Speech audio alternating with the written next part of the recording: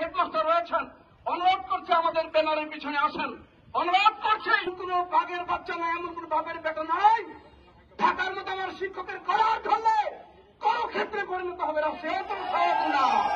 আমরা সরকার পরিবর্তন চাচ্ছি না, আমরা কোনো ক্যান্ডাম চাচ্ছি না, কিন্তু কথা আছে চাকরি জাতীয়করণ, আমাদের বেতন, এগুলো দাবিগুলো আমাদের পূরণ করতে হবে, ঠিক কিনা বলেন? এ দাবি যদি পূরণ না হয় আওয়াজ তুলবো, সেটাই গোটা রাষ্ট্র বিভাগে প্রভাবিত হবে এবং সঞ্চালিত হবে, ঠিক কিনা বলেন? হন কোন সংগঠন কার কেন আছে এগুলো বাদ দিয়ে দেন। মূল কথা হচ্ছে ডাক দেওয়ার সঙ্গে সঙ্গে রাজপথে আসতে হবে, সুশৃঙ্খল ভাবে, নিয়মতান্ত্রিক ভাবে চাবি দেওয়ার চেষ্টা করে। আমি হুঁশিয়ারি উচ্চারণ করছি, এই অফিস থেকে তৎপরতা চালানো কর্মকর্তা পালিয়ে গেল কেন আমি জানতে চাই। কারণ জাতীয় ইস্যু যেমন আমরা জাতীয়করণ চাচ্ছি, আমরা শিক্ষকদের বেতন চাচ্ছি এবং সহকারী অধ্যাপক প্রথাকে যে সিনিয়র লেকচারার করেছে এটা বাতিল করতে হবে, আগের মতো করে সকলকে সহকারী অধ্যাপক করতে হবে।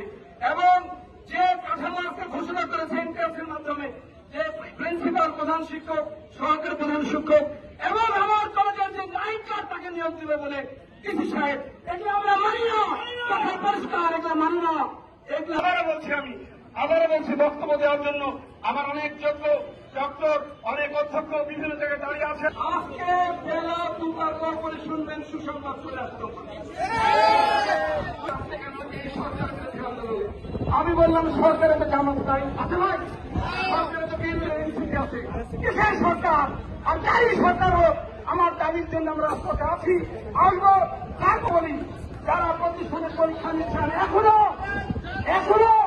দয়া করে বক্তব্য, আমার শিক্ষকের ব্যাগ খুলে দিয়েছে, আমার শিক্ষককে মেরে কাজ ভেঙে দিয়েছে, আর আপনি পরীক্ষা নিচ্ছেন, এটা পারেন?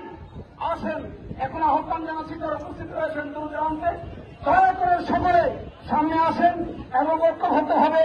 আপনারা আমাদের প্রোগ্রামকে, এই প্রোগ্রাম শিক্ষক সমাজের, আপনার ছেলেমেয়েদের, কর্মচারীদের, আমাদের সকলের ভাগ্য পরিবর্তনের এটা আন্দোলন, এটা আমার অধিকার, ঠিক কিনা বলেন?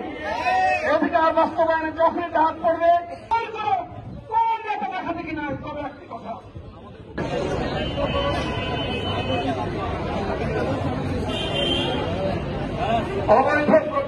স্যার, মুশারফ স্যার, যারা পরীক্ষিত মানুষ, সারোয়ার স্যার, ইসলামিয়া কলেজ কই, আপনারা সামনে আসেন।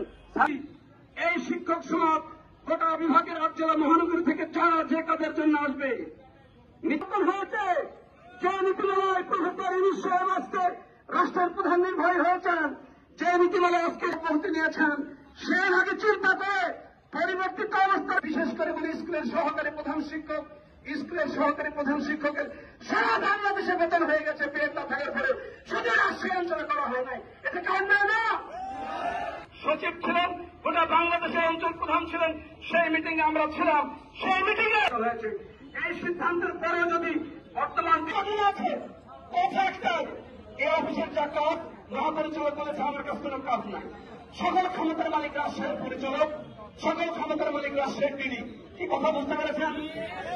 স্বাধীনভাবে, নিরপেক্ষভাবে দুর্নীতিমুক্ত হবে, দুর্নীতিমুক্ত হবে। ওসব দলিল ফেলে দিয়ে আমরা যে বৈষম্যের শিকার, আমরা যে অত্যাচারিত, রাজশাহী বিশ্ববিদ্যালয় 9 বছর পর নিয়োগ হয়েছে, সমস্ত বকেয়া পেয়েছে। আজকে নির্বাচন অফিসারেরা অতিরিক্ত ডিআইজি হয়ে গেল, ধরেন উনি নিয়োগ পেয়েছিলেন তখন এসপি, আজকে আর যদি অফিসে কেউ মাস্তানি করে, তাবালিং করে, যদি কাউকে করে নোংরা আচরণ, সরকারকে হুঁশিয়ার করে দিতে চাই, আপনি এই শিক্ষকদের কথা শুনছেন না, আমাদের দাবি মানতে হবে। আগামীতে আমাদের এই দাবি যদি না মানা হয়, এর থেকে বৃহত্তর আন্দোলন কর্মসূচি ঘোষণা করা হবে। রাজপথে লড়াকু সরবে বিগত সরকার।